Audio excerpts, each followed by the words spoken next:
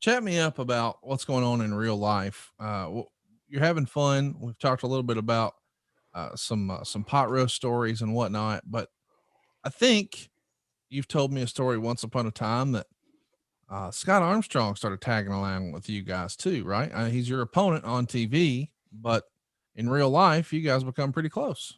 Well, when I first got there, week one, I spent 2 nights at Jerry Stubbs, and second night, Scott Armstrong comes over to me and he goes, "Here, you're looking for a place to stay. I've got a new condo with 2 beds. Right. I really need somebody to help me with the rent. You're welcome to move in. It's move in ready." Yeah. We talked about that in Gulf Breeze, right? Yes, sir. So Scott and I lived together, and pretty quickly thereafter, Brad was there as well, Okay. and Tim Horner got booked. And Tim lived in the eightplex right around the corner. Brad had bought a condo also, and it was a group of eightplexes, and Brad was like down to our right, and Tim was in our building. So a bunch of young guys on TV. None of us, with the exception of Tim Horner, had girlfriends or wives. So, hell, brother, we took out, let out, and went to the beach. And Tim and I discovered, holy man, this is awesome. And then we started to meet some bartenders. And one of them was a young lady named Jackie who bartended at 2001. And she was the head bartender there. And on Wednesday nights, they would have quarter bar brands. Now, you know what that is, don't you, Conrad? Yes, sir, I do. You've never drank it. I know what it is, though. It's the cheap shit. Yep. Yeah. And you have never tilted a glass with the cheap shit in it and dumped it down your neck. I'm certain of that. Well, Cavassier, listen, Crown Royal, listen to you. that type stuff, maybe. I'm a Tito's guy. Tito's. Well, that's the hip brand these days. That's what the young guys tell me. Okay. Uh, so, man, we started going out. Now, I'm living with Scott. We're having a good time. At that time, Scott was about 200 pounds.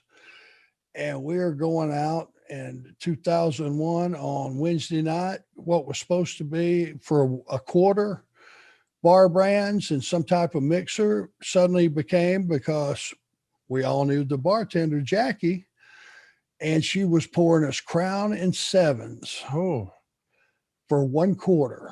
that's a different deal. For $2.50, they would take you out in a wheelchair.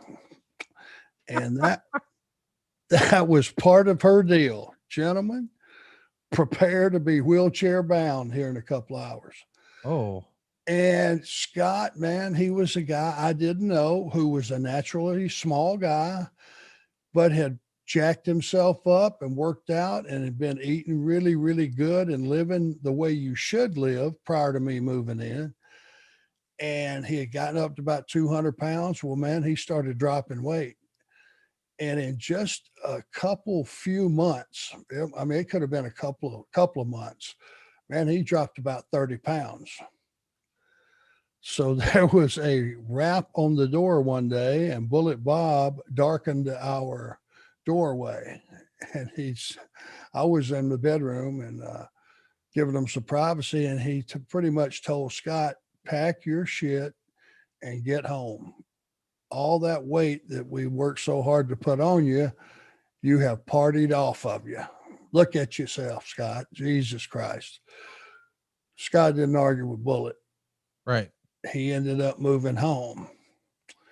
And it was one of those things that happened so quickly, and I didn't even notice it, but I guess it was true because, Scott did not argue. I guess he had a hard time putting on weight. He looked great. Right.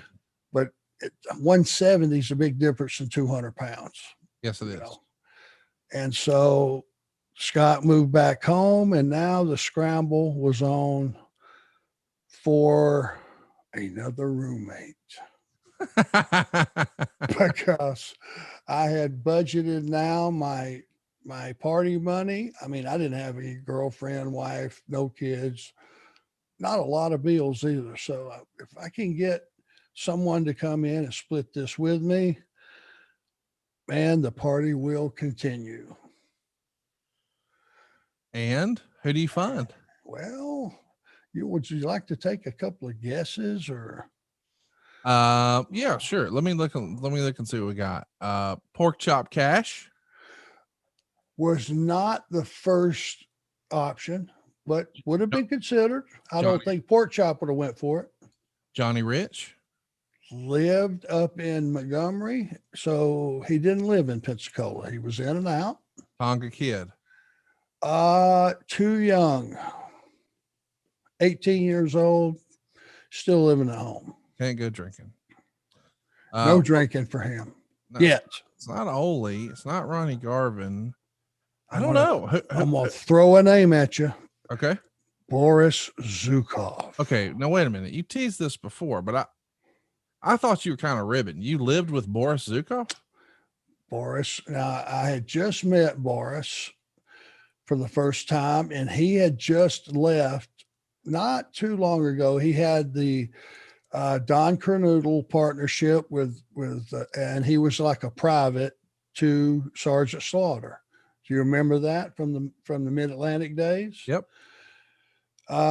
He then, I don't know what the deal was about guys' weight fluctuating. He then blew himself up to about 300 pounds and became a Russian, for God's sakes, Boris Zukhov. Wow.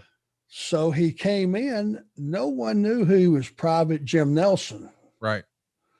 He was Boris Zukhov. And, for a guy to put on probably 40 pounds, which I would say, or 50, his head grew with his body. Yes, it did. You go back and you look at early pictures of him when he's in Mid-Atlantic, like you're talking about, as Private Jim Nelson. And then you look at him as Boris Zukhov. That does not look like the same person at all. Nickname, Buffalo Head. There you go. I didn't give it to him, so Boris, don't get hot at me. That was just a nickname that we inherited. And man, his head, when he would start working, the man would start to glow, and his head was glowing as well. Good, solid worker. Good. You could tell he had been around Sarge and some Steamboat and those guys, because his psychology and work rate was up there. Big, solid, go-getter, good-looking Russian heel. Well, he needed a place to stay. So, I asked, the Armstrongs if it was okay if I took in a roommate. Yeah, well, yeah, y'all just take care of the place. That's great. So we're making Scott's house note every month. That's not a bad thing. No. Boris was like myself. He loved to go to the beach, and we would go down and, after going to the gym, and he would get out there. And some people, when they get in the sun, they just get mahogany. Yeah. Some get burnt and glowing red. Boris was a glowing red type. And when his head was glowing and oiled up out on that beach in his undertights at 300 pounds, I would position my chair off at a little distance and like kind of behind him, where I could just watch the people walk by and get their reaction. Quite the reaction that young man got out on the beach. I bet.